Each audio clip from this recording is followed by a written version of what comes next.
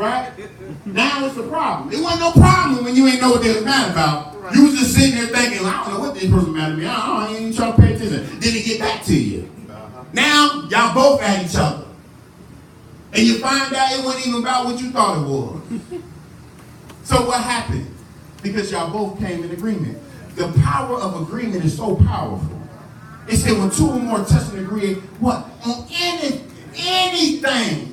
That means if we want to agree on evil, evil gonna show up. Right. Because he said anything. He didn't say just good stuff. So as long as I don't come in agreement with the argument, as long as I don't come in agreement with the problem, I'm all right. That's why God said, love your enemies. See, my enemy can come at me, don't like me, can't stand me.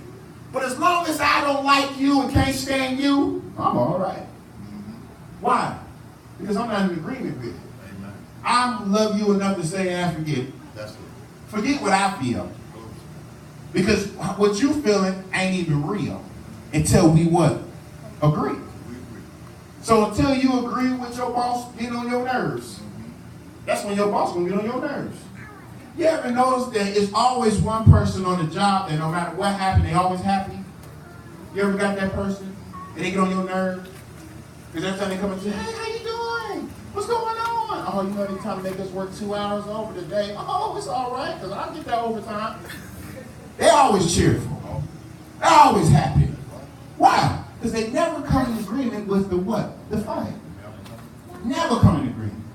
So what happened is to get the junk out your trunk, you got to stop coming in agreement with the junk. So it never gets in your trunk. Because everything look good. Everything look good when you look at it, right?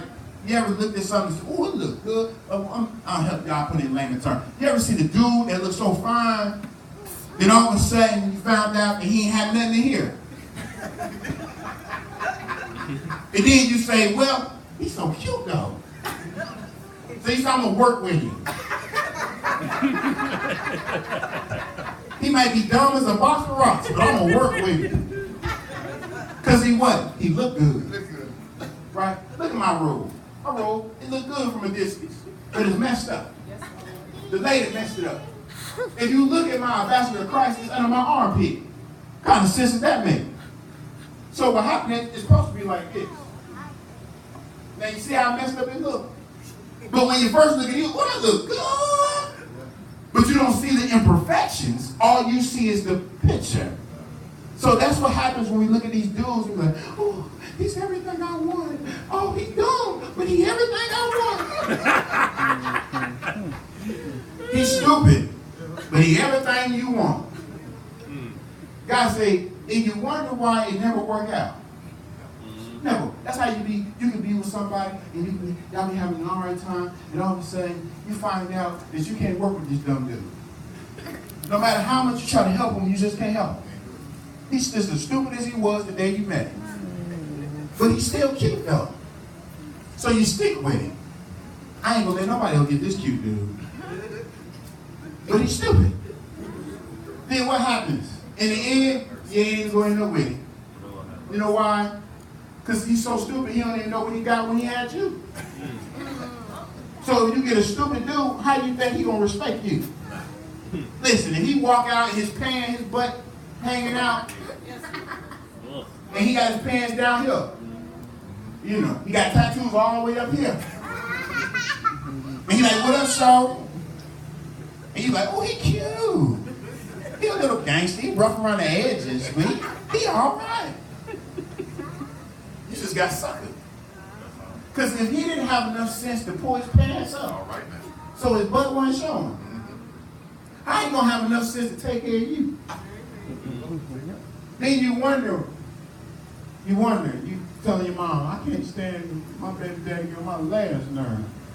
Ooh, he don't even know, he don't never take care of his kids. He don't never take care. She should have looked at you and said, he don't even know how to put his drawers up. How do you think he gonna change a pamper and he need one? What kind of sense that mean? Get the junk out your trunk. God said you got to change your mindset. You're not looking at the big picture. You're just looking at what look good. So when the enemy gets you connected to somebody for the rest of your life, And he was a knucklehead. He was a knucklehead. Listen, you know how you messed up. You got to do it because it ain't just him. It's the way you think that's messed up too. Because you looked at this knucklehead and said, oh, like he was some new toys. Right? So that you got to question my appetite. What do I like to eat? Am I eating what look good, or I'm eating what's good for me? You got to ask yourself. Because, sometimes we get caught up when we say, well, I don't want to be by myself. Listen. There's a lot of people like, I don't want to be by myself, scared to be by myself. Listen, the truth is you weren't never by yourself. There's 7 billion people on earth. 7.7 billion people. Then if you ever think about it, if you ever think about this, if you ever really take the time to look at this, you say, I don't want to be by myself, right? Why would you choose to be with somebody who ain't even the best thing for you? What was the point? Then you waste 8 to 10 years with somebody who didn't even want you. Because when a man really wants you, he'll change for you. That's how you know he loves you. When you like, I don't like that, then he stopped doing it. But if you still saying the same thing over and over and over, he ain't studying you. See, God wants us to be the same way. That's how he know we love him. Because when God said, I don't like that, what do? You change. That's why he said, if you love me, you'll what? Keep my commandment. So if I tell you something that's I don't like and you change it, that's how I know you love me. Because love is an action word. It's charity. Charity means you give without having to get anything back. Because God woke us up without looking for anything back. See, most people don't even have enough sense to even know that it was God that woke them up today. They just think the alarm clock went off and they just said, oh, gotta go get to work. Not knowing that God is the one who gives you the strength to even go to work. Prove it. Have you ever went to work and you were sick? And you be at work like this? You ain't moving, but the whole room moving. And you thinking, I don't think I'm going to get through this. Not today. You're like, let me call off sick. Right? You call off sick, then you be sick when you get your paycheck. Because you like, dang, I should have sucked it up. Right? So what happens is sickness is just a mindset. Prove it. Have you ever was sick and they say, let's go to the club? All right now. That proves that it's just a mindset. You'll be sick but fine at the same time. You'll put on the tightest clothes, you get everything, I got my shoes ready, I am fresh to, and you'll be in the club getting it all night. Then as soon as you wake up the next day, they're like, you coming out? Oh no, I'm sick. But you weren't sick last night though, till about 3 o'clock in the morning. Twerking and everything. Jumping and jiving, bumping, whatever y'all want to call it. But you weren't sick then. Tired is just a mindset. See, we got to stop calling this tired, because the older we get, it seems like the more tired we get, right? You know why? Because we start talking that I'm tired. You remember when you was in high school, it seemed like you never got tired. You could have went through the whole day, had drill practice, cheerleading practice, people got on your nerve, you got in an argument or two with somebody in life, come all the way home, and still be like, I'm bored. I need to find something to do. Right? All day you've been moving. So that lets you know it's a what? It's a mindset. If you think you're tired, you're going to be tired. That's why God, he wants us to stop telling I'm tired. Because if it was something you want to do, you'll pour energy from somewhere. But if it's something you don't want to do, I can't do it. Right? Right? Granted, like this. You can be on the phone with your best friend. Your other dude, whatever you're talking to, because some of us got boyfriends. Tell the truth. You talk to your boyfriend. Your boyfriend come in and say something to you. You be on the phone with your best friend like, girl, you know what I'm saying?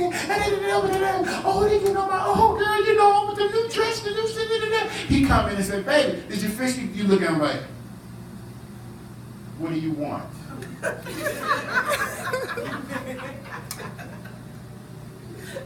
You didn't see your plate in there? Why you interrupting me?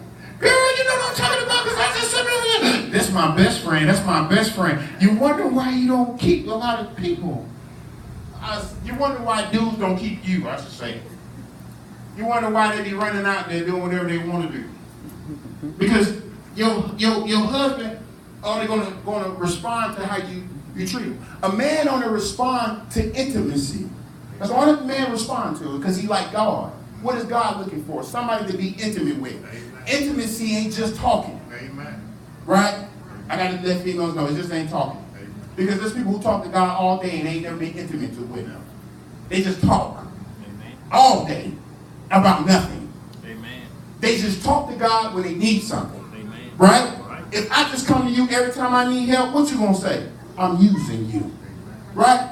But that's why we treat God, right? There's no intimacy there, though. So what happens is, if you in a relationship and all you come to your husband or your wife is when you want something. You don't come to give them anything. You just come to always take. What is your husband or your wife going to feel like? Feel like going to be in you. Listen, God told me, he said it's a selfishness that always enter into marriages. But God say, your needs go out the window when you get married. Amen. Your concern is not supposed to be for you. Your concern is supposed to be for your spouse. Right? Because if I'm a husband, what is my responsibility? My wife. If I'm a wife, what is my responsibility? How can the Bible, you know, people always say, God called me to be your helpmate, but you don't want to help. We got a problem. He might help me, but every time I try to meet you, ain't no help showing up. All you want me to do is help you. We got a problem, right? So what happening is, God say, if we'll get on one accord and begin to walk into responsibilities of the wife and the responsibilities of the husband, we won't even have no problems. So the only reason why we have problems is because we're focusing too much on self. But that works anyway. That's why a lot of people can't get along with their mother. Because they focus too much on, listen, if your whole conversation with your daughter or your son is about what you ain't doing for them, they spoiled. Something's wrong. Because they forgot that you sleeping in the bed that they paid for. You wearing the clothes that they paid for. You eating and drinking and using electricity that they paid for.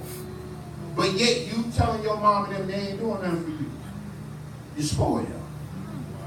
You done miss your blessing. It makes no sense. How can a child come to an adult who's been an adult and they still a child, and the child try to tell the adult what they ain't doing? Based on what knowledge do you have? All you know as a child is school and home. School, home, my friend house. School, home, my friend house. School, home, a party. School, home, a dance.